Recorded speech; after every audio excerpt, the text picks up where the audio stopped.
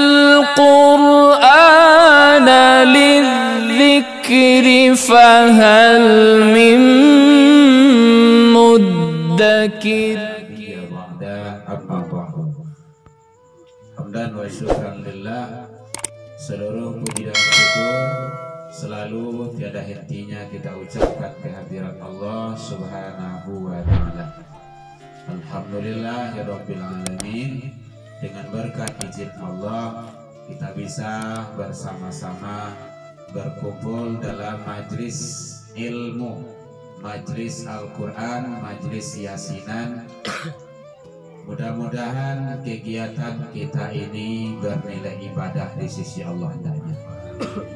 Selawat dan salam kepada Nabi besar Muhammad sallallahu alaihi wasallam. Allahumma salli ala Muhammad wa ala ali Muhammad. Yang sama kita hormati Bapak Ibu pengurus Majelis Yasinan rahimakumullah. Apa namanya Pak? Mutiara Hati. Lupa Pak.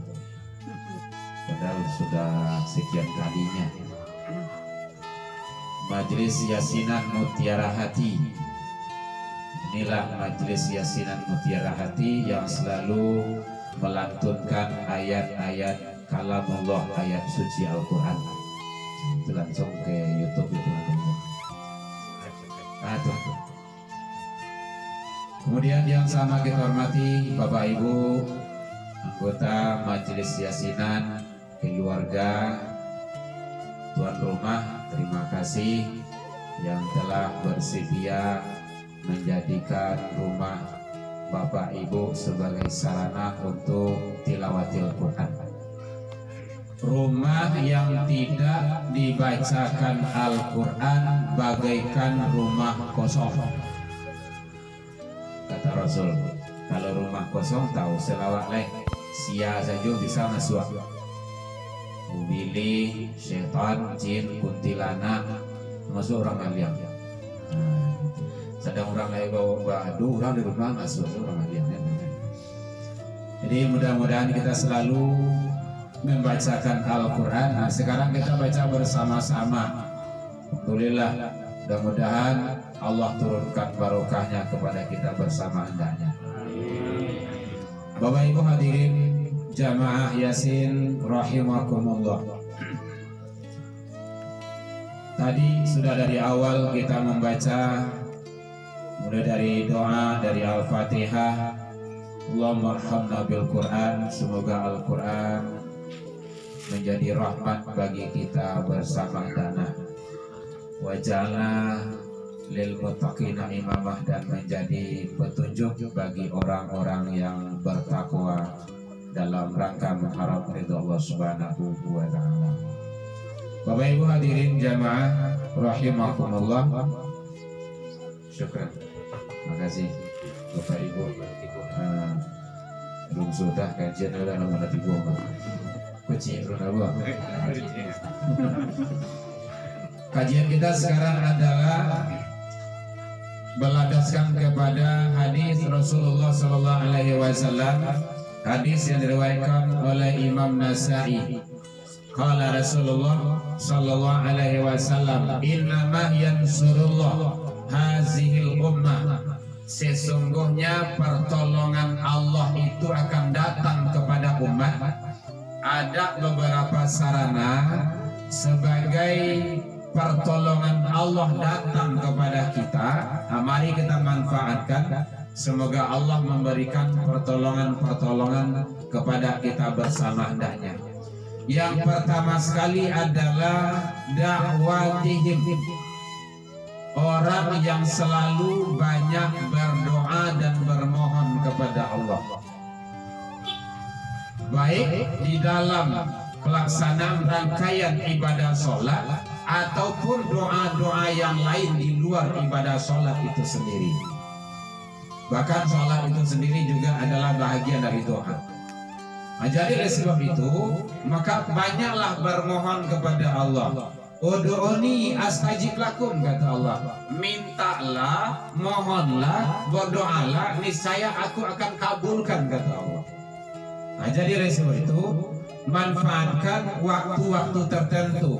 Ada waktu-waktu yang mustajabah dalam berdoa, kata Rasul. Pertama sekali sepertiga malam.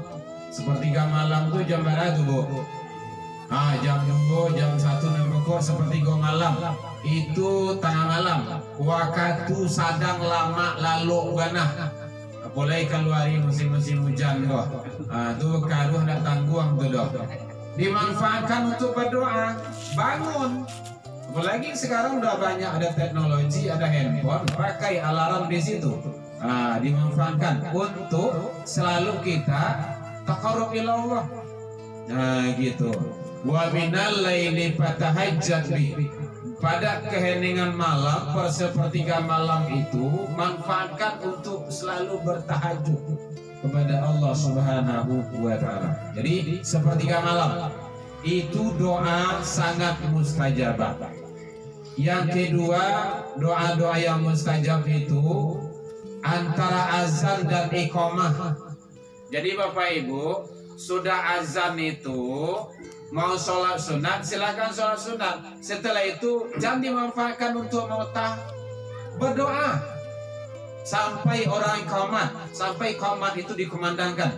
Itu waktu yang sangat ijabah sekali itu. Jadi antara azan dan iqamah, manfaatkan untuk berdoa.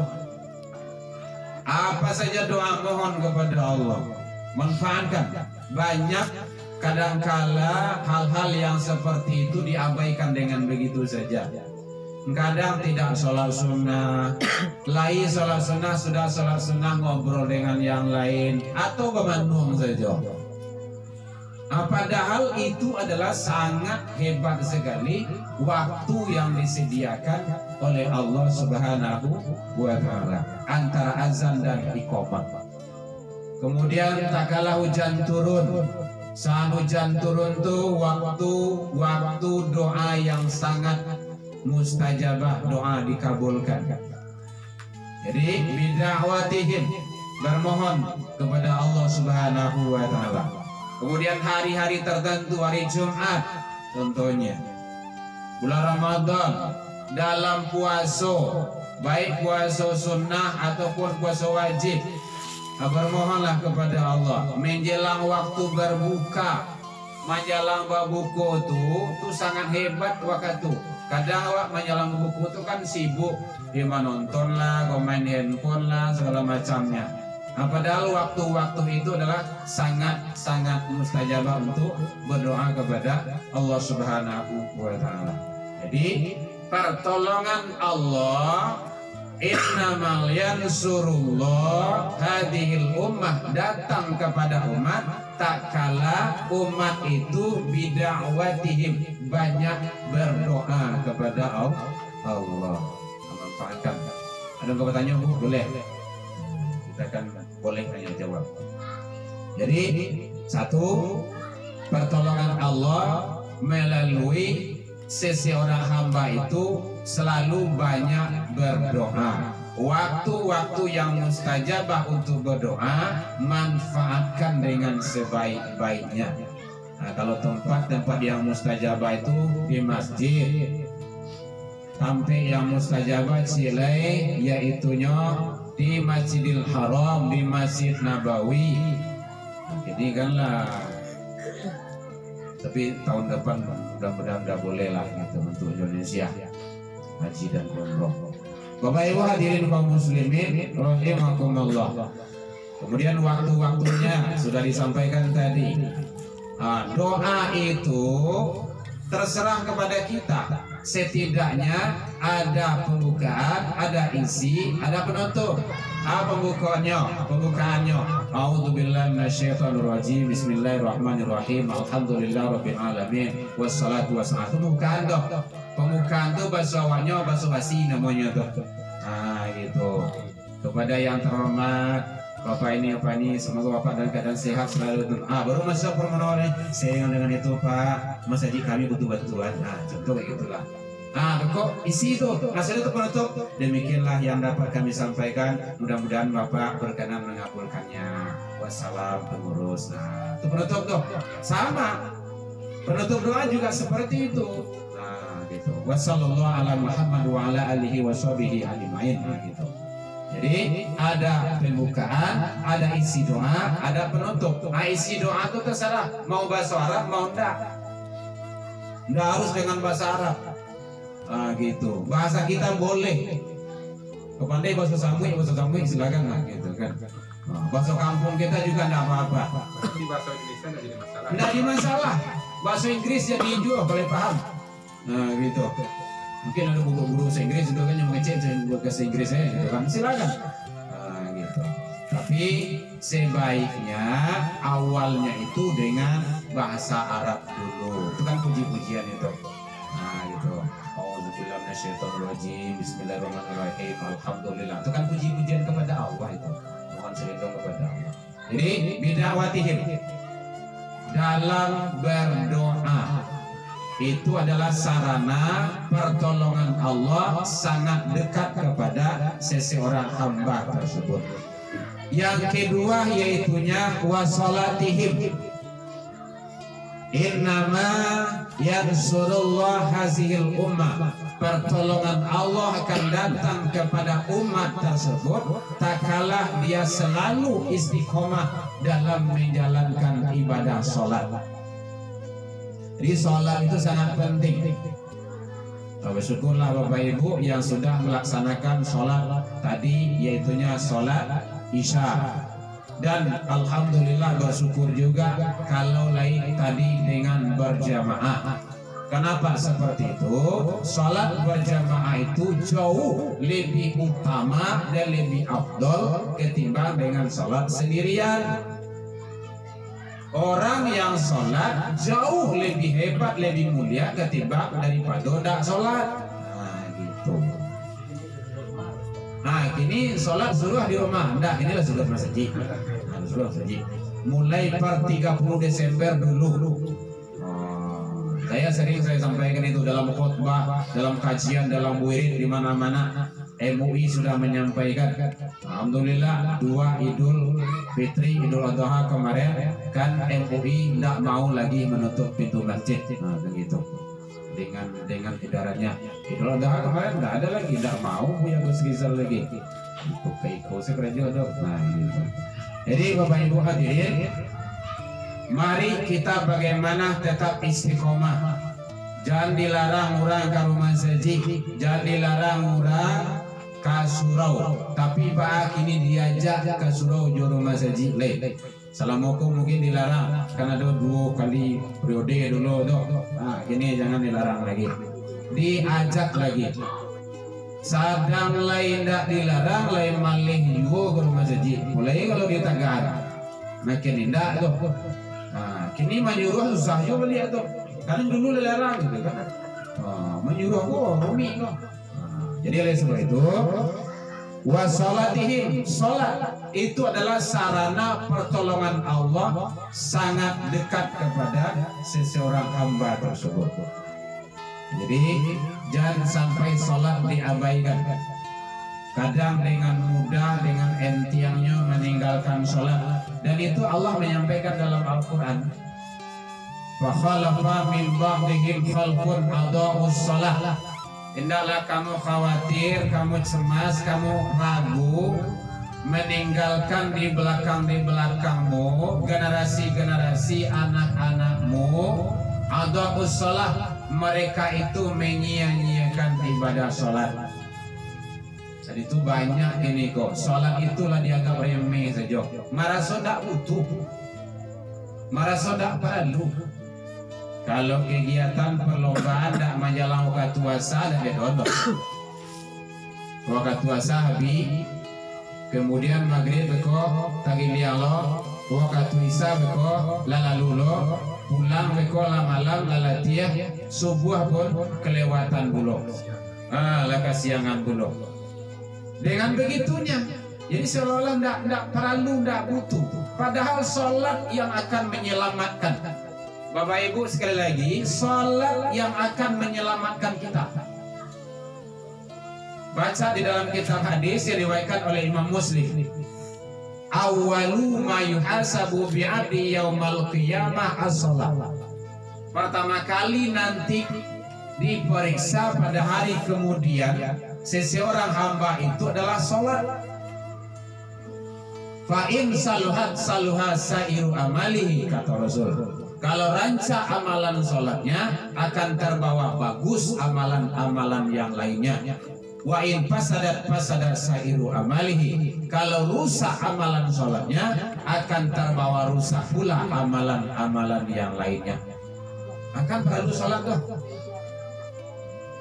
Pulang gak bu? Beliau menyendah bu kabar. Kalau panen. Nah, jadi sebab itu sholat sangat penting. Jangan sampai awak meninggal sholat, anak-anak awak, keluarga awak, cucu-cucu awak, biar mati-matian awak ini dulu. Manyuruhinyo, bapayah-payah, bapai-pai. Besok lah gadang inyo, mudah, lesuh linyo, ndak payah awak itu. Kan banyak keluhan kadang-kadang itu. Di Buya 8 nih kami di Manyuruh untuk sembahyang, dan mau sembahyang ya doh, dan mau jago ya doh. Bahkan namanya sembahyang, ndak dibiasakan doh. Nyo disuruh sholat lah gadang saja. Malah dekat-dekat kau bini itu suruh sembahyang. Seorang ayah kadang-kadang dekat ke menikahan anak, baru pergi ke rumah saji, baru dekat. Di situ ada contoh sampai lahir, kan? Contoh. Kalau mulai awak ke balik, nah baru dekat-dekat ke rumah saji. Nah seminggu sudah itu udah nampak rumah saji doh. Contoh. Seperti itukah? Tidak. Kebutuhan sholat itu bukan untuk Allah, bukan untuk orang lain. Fardu ain itu seorang-seorang. Kalau awak yang tidak sholat, awak yang tak nyanyo. Kalau inyo yang tidak sholat, ya inyo yang tidak nyanyo. Tidak ada urusan jawab dah. Soalnya ada urusan jawab dong. Inna sholat tanha anil fahsya'i wal munkar, itu kan di situ tuh. Nah gitu. Jadi sholat itu orang yang sholat bisa mencegah dan tercegah dari keji dan mungkar. Jadi bisolatihim, sholat itu sarana untuk pertolongan Allah, sangat dekat kepada seseorang hamba tersebut. Nah, contoh banyak sholat wajib, sholat sunnah saja. Contohnya tengah malam sholat tahajud. Bahkan sholat sunnah sebelum subuh,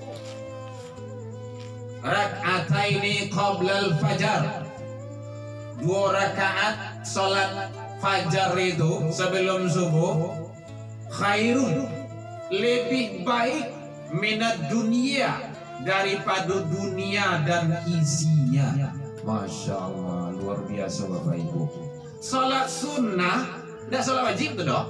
Salat sunnah saja sebelum subuh, 2 rakaat sebelum subuh itu lebih baik daripada dunia dan isinya. Apalagi kalau salat subuhnya. Masya Allah, luar biasa. Akan rugi sangat waktu. Jadi Bapak Ibu, jangan sampai tinggal salat sunnah sebelum subuh. Awak pergi sholat ke rumah saji atau di rumah awak jauh dari rumah saji, betul ya kan? Nah, awak sholat di rumah saja. Hari hujan lebih lo, angin kencang lo, iya kadang lo, tidak bisa aja barang lo. Contoh kayak gitulah. Sholat awak di rumah, jangan lupa sholat sunnah dulu sebelum sholat subuh tuh, 2 rakaat. Usahanya banyak. Khairun minad dunia, lebih baik daripada dunia dan isinya. Masya Allah. Udah kau tanya bu, boleh? Bisik-bisik bu, rupanya tuh. Yang terakhir, mungkin makan lontong wak sudah goleh. Contoh. Tanya cik Pak, sholat sunnah subuh itu sesudah azan. Ibu, buat tanya atau menjalehan? Oh, tanya. Sholat sunnah subuh itu, kalau sholat sunnah rawatibnya yang mengiringi sholat wajib itu sesudah azan. Jadi lah tadengar suruh azan atau ndak do tadengar suruh azan do, mungkin jauh rumah dari masjid atau main masjid itu kantu itu nih tadengar rumah do itu kan. Waktu lo masuk sudah boleh sholat sunnah sebelum subuh itu. Jadi sholat sunnah rawatib itu masuknya waktu sholat wajib itu sendiri. Habisnya waktu sholat wajib itu sendiri.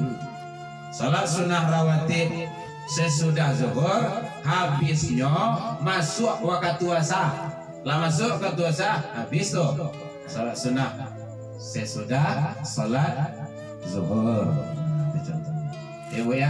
Jadi masuk waktu sholat subuh itu sendiri. Ya Bu? Iya Pak. Bapak tua boleh nggak Bapak? Siap. Kenapa? Iya Pak. Sebelum kita pergi sholat sunat, Ya. kita sholat sunat di rumah. Maka kebanyakan di masjid. Iya. Sekarang sebelum kita ke masjid, azan belum, Ya. kita sholat sunat di rumah gimana? Oh, tidak. Nah, ya. Baik, makasih. Jadi bagaimana sholat sunnah di rumah? Nah gitu. Itu pertanyaan Bapak tuh bagus itu. Sebenarnya sholat sunnah itu di rumah. Sholat wajib bagi laki-laki itu di masjid.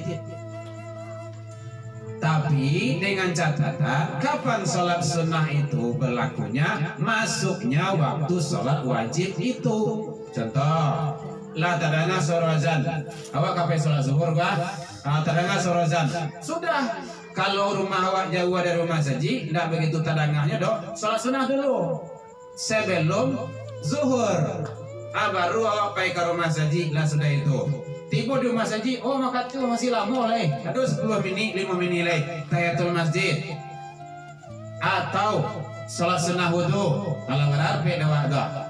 Nah gitu. Jadi sholat sunnah itu sebenarnya Rasulullah itu sholat sunnah di rumah. Nah gitu. Sholat wajib di masjid berjamaah. Kalau seandainya tiba di rumah saji, pas orang komat, awak aman. Bama ku aman, Allah sholat sunnah yang tadi.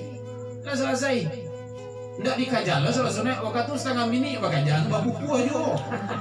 Mamu hanya, contoh ayam jadi dia kan. Beka orang lah kamai, kondak orang. Bukan tuh bayang nih. Beda orang kawan. Gitu. Kalau capek datang. Kalau ingin di masjid, gitu. Jadi sholat sunnah itu boleh di rumah, Pak. Malahan kalau laki-laki itu, kalau ambo biasanya sering, bukan ada di masjid gitu, sering. Waktu masuk, ambo sholat sunnah dulu di rumah. Siap itu baru ke masjid. Gitu. Karena Rasulullah menyampaikan seperti itu. Jadi sholat sunnah laki-laki itu adalah di rumah. Jangan jadikan rumahmu itu hanya sebagai kuburan, tempat tidur saja, tapi hiasilah dengan sholat dan tilawatil Quran. Sholat di situ moga suye sholat sunnah. Nah gitu. Perempuan sholatnya itu di rumah iya, tapi hadis itu jangan titik dulu, koma di situ tuh.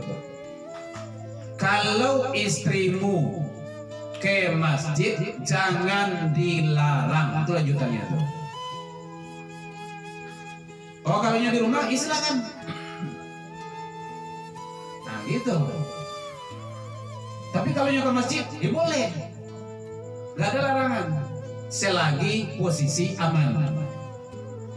Aman di situ mukasinya tidak terjadi fitnah, tidak menimbulkan fitnah, tidak membuat fitnah.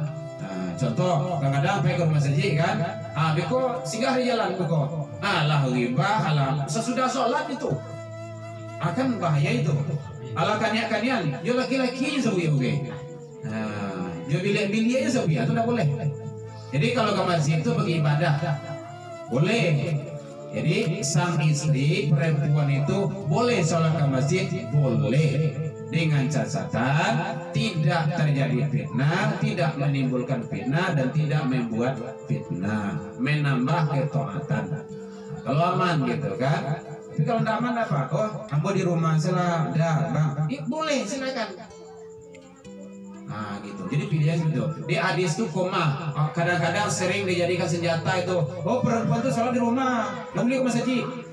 Itu salah itu. Bukan tidak boleh ke masjid. Contoh, ini ada hadis yang menjelaskan. Khairu sufufir rijal awaluha. Sebaik-baik soft laki-laki dewasa itu awaluha, di depan, wa syarruha akhiruha, kurang baik di belakang, wa khairun nisa akhiruha, sebaik-baik soft perempuan dewasa itu di belakang anak-anak, wa syarruha awaluha, kurang baik di depan anak-anak. Itu hadis pendidikan. Berarti soft yang terbaik bagi perempuan itu, nah berarti kan ada sholat jamaah kan? Nah, berarti sholat jamaah itu bagus bagi perempuan. Nah, ini catatannya itu. Jadi kalau ada mungkin pernah ibu-ibu mendengar pengajian, sholat perempuan itu di rumah, iya. Kalau juga masjid jangan dilarang. Nah, itu lanjutannya itu. Boleh. Nah, gitu. Masih ada Bapak Ibu? Jadi yang kedua yaitunya wassalatihim, dan yang terakhir yang ketiga pertolongan Allah selalu datang kepada kita, kepada hamba itu wa ikhlas tihim, ikhlasnya perbuatan seseorang hamba tersebut. Maka Bapak Ibu, setiap yang awak lakukan selalulah dengan atas nama Allah. Keluar dari rumah bismillahi tawakkaltu, naik kendaraan bismillahi majraha, mau makan Allahumma barik lana, sudah makan alhamdulillahillazi at'amana, mau tidur bismika Allahumma, masuk masjid Allahumma firli. Jadi selalu kehidupan kita itu dengan doa. Itu namanya kita ikhlas, karena kita berbuat adalah karena Allah Subhanahu wa ta'ala. Mudah-mudahan Allah memberikan yang terbaik kepada kita bersama. Sekarang kan masih bulan Muharram, di awal-awal tahun hijrah kita ini, semoga kita hijrah kepada yang lebih baik, berpindah kepada yang lebih baik, dan agar kita selalu mendapat yang terbaik dalam pandangan Allah Subhanahu wa ta'ala.